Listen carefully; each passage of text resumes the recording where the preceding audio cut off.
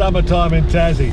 You got to be prepared for everything, from snow to beautiful sunshine. We're hoping for the beautiful sunshine, but we're kind of fogged in here.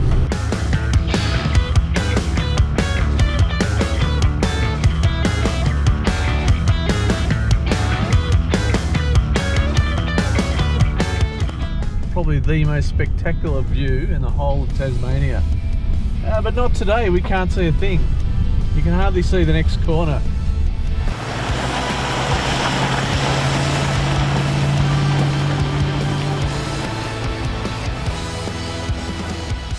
Well, Ron, you brought us down to Tassie for 2 weeks to check out the beautiful Apple Isle. Yeah. And where's this first place you've brought us to with this magnificent view?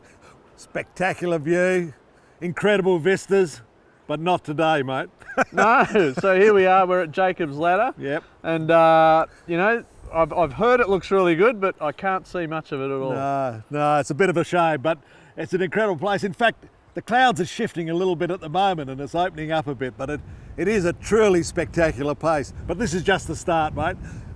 A couple of hours drive from here, we'll be on a sandy beach, sun shining, everything happening. And that's one of the great things about Tassie. It's a compact little place, changes all the time, beautiful beaches, fantastic mountain drives. It's a great place to come, and we've got a couple of weeks. I'm not too sure we're going to cram too much into that, but we'll do our best. Well, mate, 2 weeks forward driving in Tasmania. I am really looking forward to it. Should be great. Yep, it will be fantastic.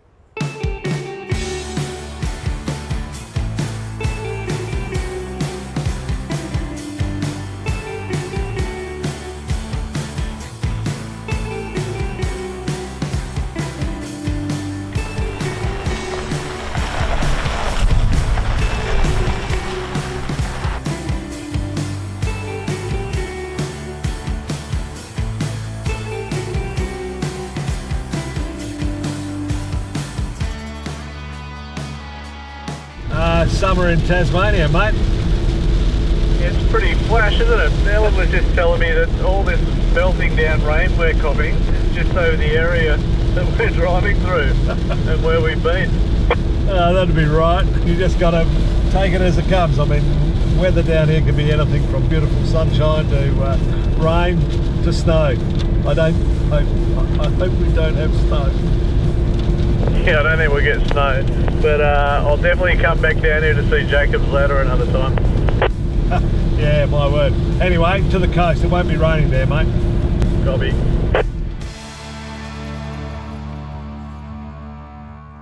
Yesterday was a bit of a fizzer, mate, but today, a really good adventure drive. Oh, you're not wrong, mate. Like Jacob's Ladder, I haven't seen it before. Now I've been there, but I still haven't seen it. So what do you got in store for us today, mate? We've got a fabulous beach drive, mate. One of the great drives here. Nice introduction to the beaches of northeast Tasmania. And we're going to head from Bridport. We're just out of Bridport now.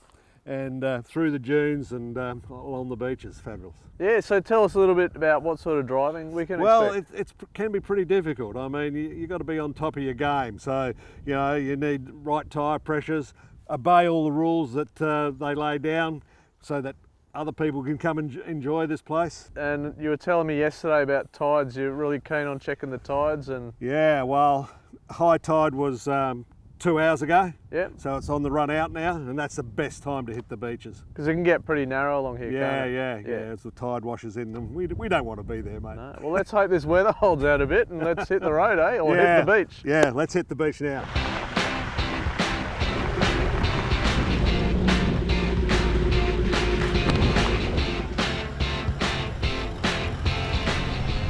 At the moment, we've got a bit of rain going through, so that's made the track fairly easy. So we're in high range and cruising pretty easily. It can get a lot more difficult, especially when the sand is hot and dry, gets really fine, and a bit more harder work then. But no, just nice at the moment. And we'll drop down onto a beach up here and be pure magic.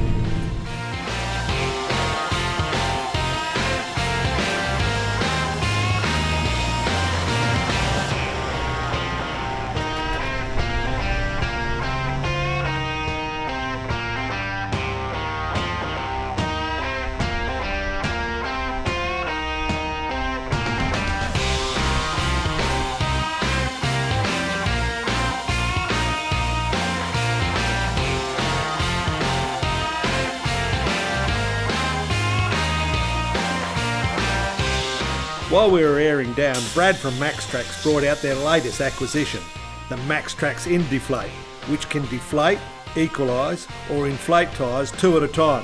What a great idea.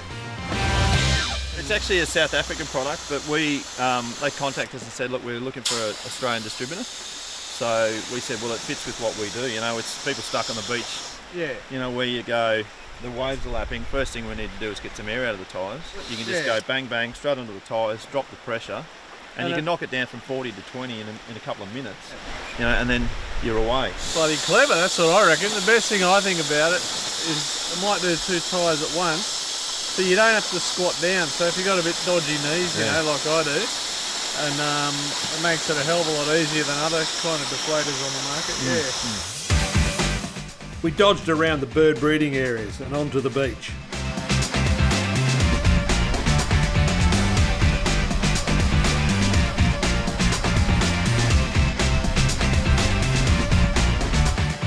We're on the Bridport to Bellingham run, and we're just hit the beach. We've just come over the dunes onto the beach, and the tide's on its way out. And yeah, it's another cold and grey day, but it's a beautiful looking spot. That ocean looks pretty gnarly. We've got a few dunes up here to tackle. Looks like a bit of fun.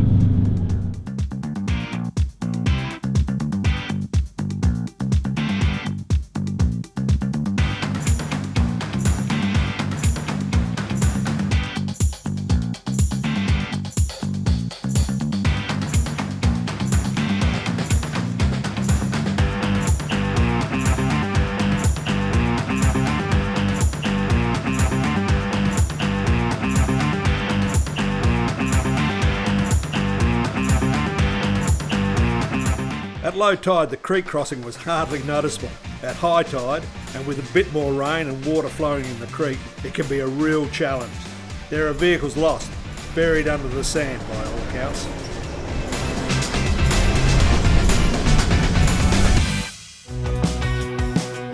We helped out another four-wheeler when Shane from MSA pulled out some of the latest high-tech battery technology on the planet. Nice setup. It's still a flat battery, and yeah, we just got him started again, so that's all good.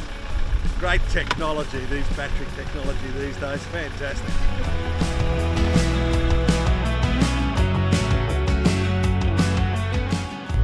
Well, that's our little exit marker, so that little beach run is done. Pretty easy today, low tide. The sand's fairly firm because of the rain we've had, so it wasn't really difficult, and the creek crossing was pretty easy as well. Back at the junction with the main road, we went through the ritual of blowing up tyres to road pressures again.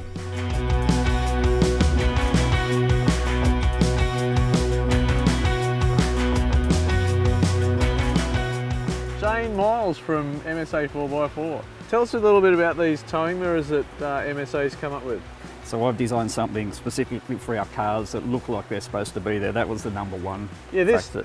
To me, this looks just, you know, slightly different shape, but not significantly larger than a standard 200 series mirror. So yeah. what's the go? How is it a towing mirror? Well, that's right. It is actually, you get a much better viewing angle even in its standard position. It's slightly closer to the car, but as it looks like it's supposed to be there. So then what you do, okay, if you're towing something, or if you have a camper trailer or a tray back ute or a horse float or something like that, you can just come out to the first towing position. And we have little infill pieces as well that if you want to leave them out there all the time you can, but they will stay out there, they won't rattle in or out. And what if you got like a larger, like a really big van or something? Yep, okay, so large vans and like large boats and stuff. There's a lot of American boats that people tow now that are like on the 2.5 metre wide. Yeah, so that's right on what the we limit, do isn't it? is then we rotate out there.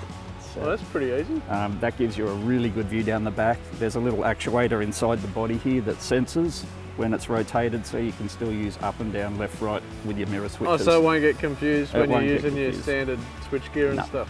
That's correct. So it'll all work up and down, side to side. If your car's got indicators, we include those, heating, blind spot monitoring, GPS antennas.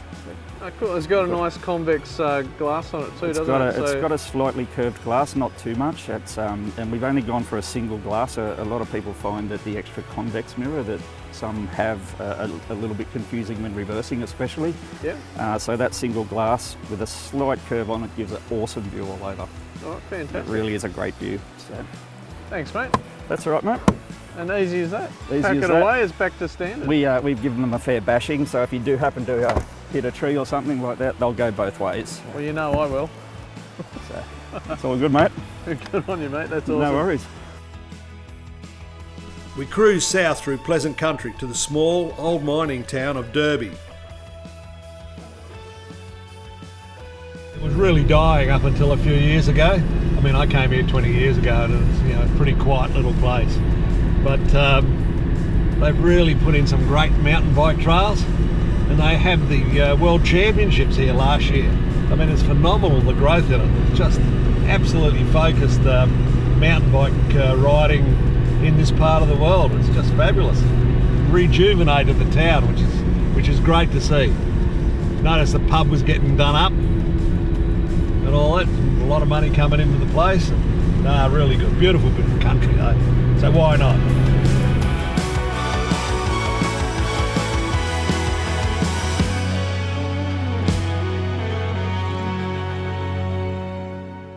We stopped at one of the historic cemeteries that every old mining town in Australia features, but this one was a little different to most. Seen this sign on the side of the road for a Chinese memorial, so we've come up here and we've just had a wander around a cemetery up here with graves dating back into the 1800s. But what we're looking at here is a tribute to the Chinese that came out here and were involved in the mines. And a few of them are buried up here as well, and there's a little bit of a dated display here that gives you a bit of history of the area. It's pretty interesting.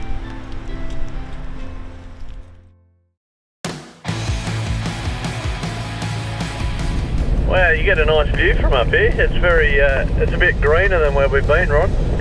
Yeah, it's bloody beautiful, isn't it? You've got the mountains in the background and lovely dairy country by the looks. So we're just coming out of Derby. What's next?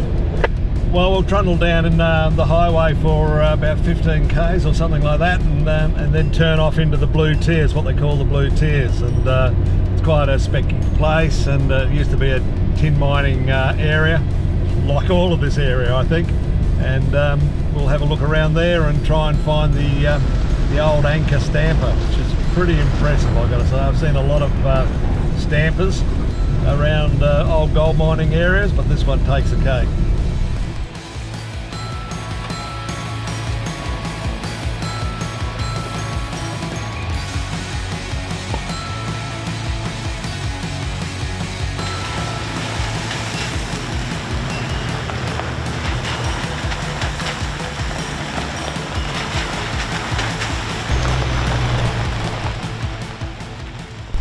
So Ron, we've had lunch at Derby. We had a quick look at the Chinese monument with all the Chinese that came out for the tin miners and stuff. And now we're at the Blue Tiers. Tell me a bit about that and what's coming up. Well, I mean, this used to be a really rich tin mining area, and discovered in about the 1870s, 1875 or something like that. And it boomed for quite a few years. Then the price of tin collapsed. People moved away. Then it came back again, and all that sort of stuff. And then after World War II, there was a bit of logging done up here for the celery pine and all that sort of stuff. Yeah. And then a bit of cattle grazing, and now it's a reserve, and quite a spectacular place. There's a lot of little ruins around the place, isn't there? I saw there's what's left of the school and stuff like that. A little thing down there. Yeah. And Hard to believe how many people were up here back in the 1880s and things like that. Yeah. And now it's sort of all deserted and a couple of shacks down the road a bit, and just phenomenal. But lots of walking tracks through here, a lot of mountain bike trails, and also this leads into a four-wheel drive trail, so we'll head along that. Well, that's what I'm looking forward to.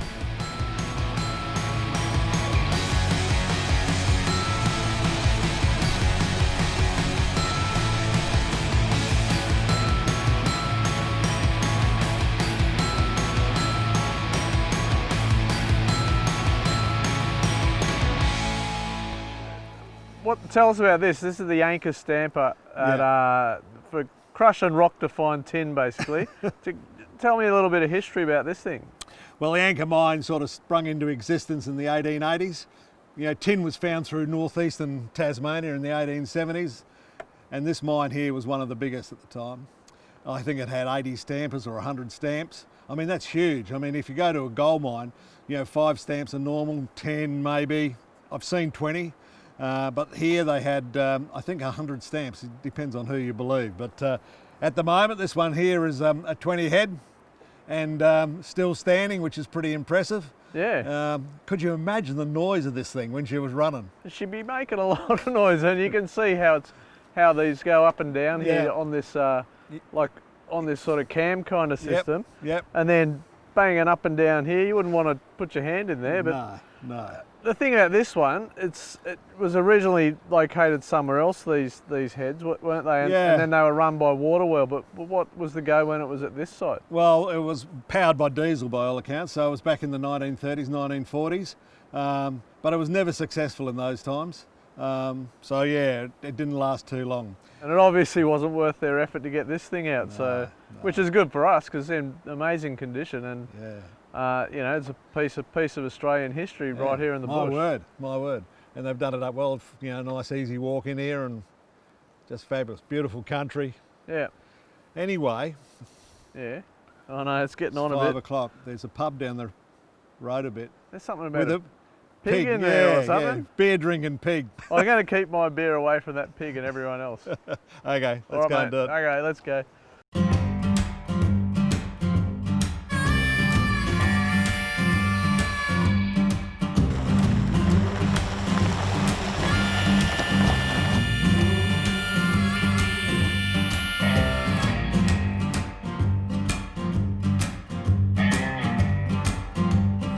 We arrived at the pub in the paddock to find it closed. The pigs were thirsty, and so were we.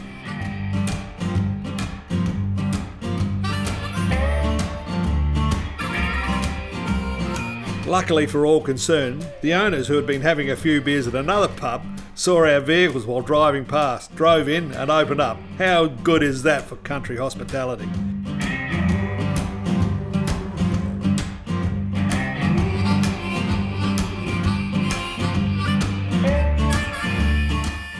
Put the pub on your list when you come to Tassie. It's a beauty.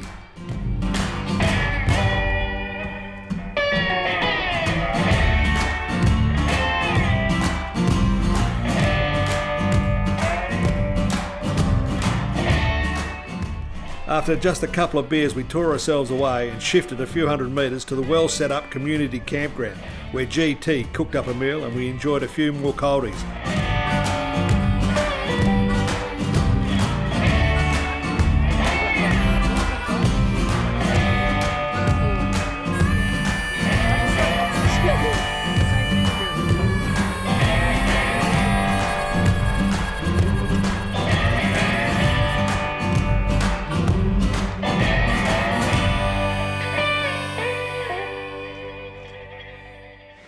So we got some new Narva 180 LED Ultima lights on the front of the 4x4 Australia Ranger.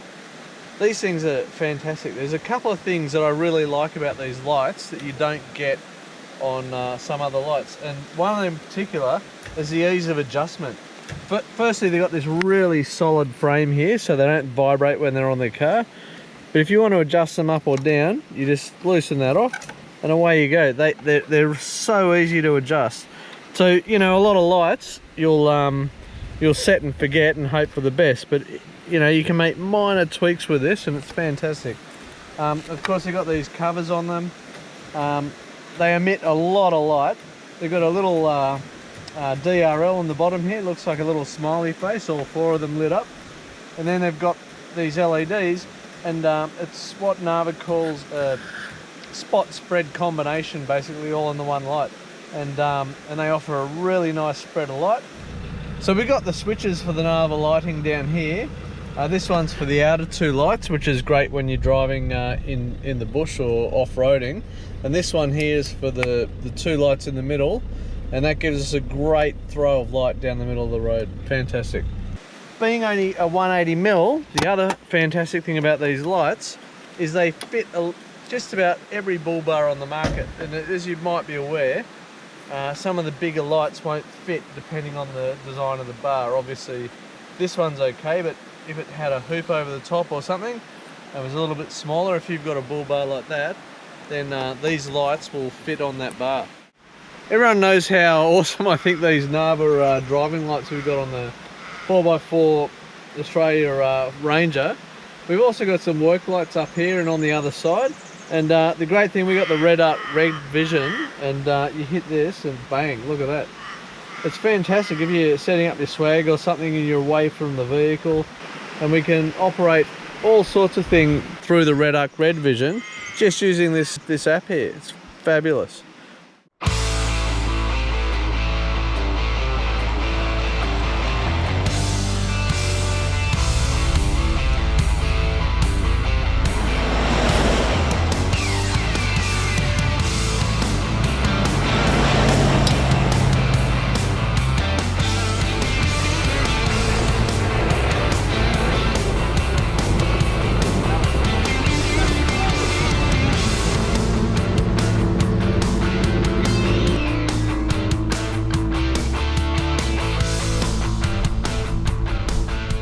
Well, we're at the Perron Dunes, just letting our tyres down.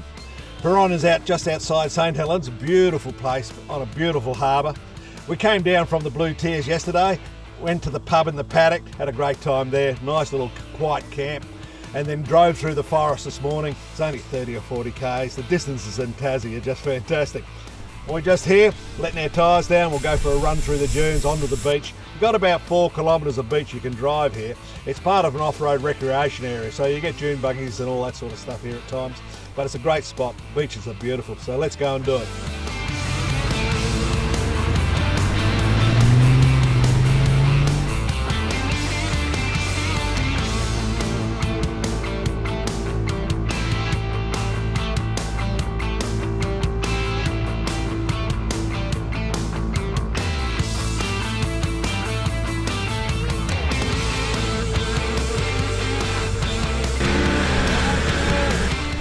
We helped out some other four-wheelers who got stuck with some MAXTRAX. It was their lucky day.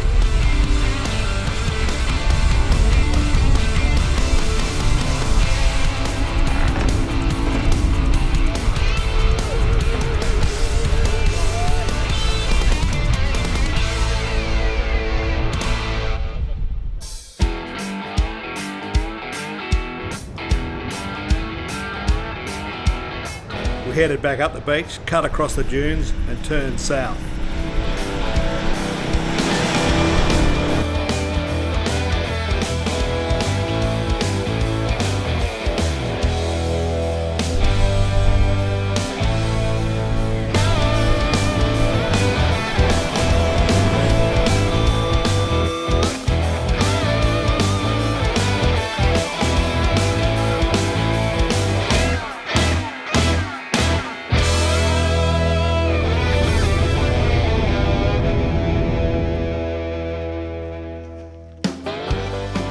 In Frasernaye National Park, we headed up to the Great Bluff of Cape Towerville and its pretty modern, reed bland lighthouse. The wind though was something else, threatening to blow us off the cliff and all the way to New Zealand.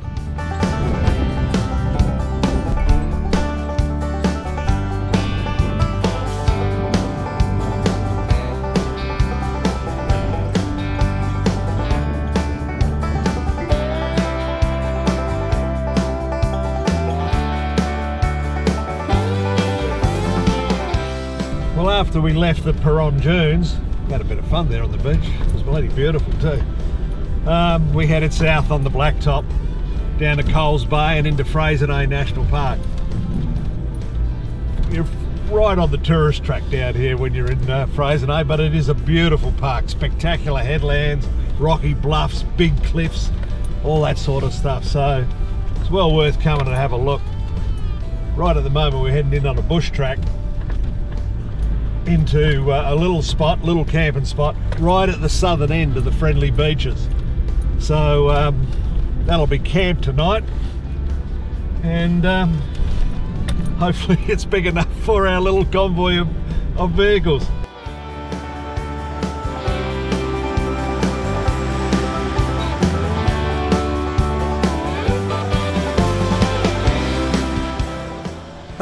The best laid plans of mice and men. We had a mechanical issue with one of the vehicles and we never made it to the beach and ended up camped in the forest, which wasn't that bad considering with the wind. Shane from MSA showed what his onboard barbecue and stove could do at a moment's notice. The sausages going down well with the beer while some of the crew worked on the vehicle.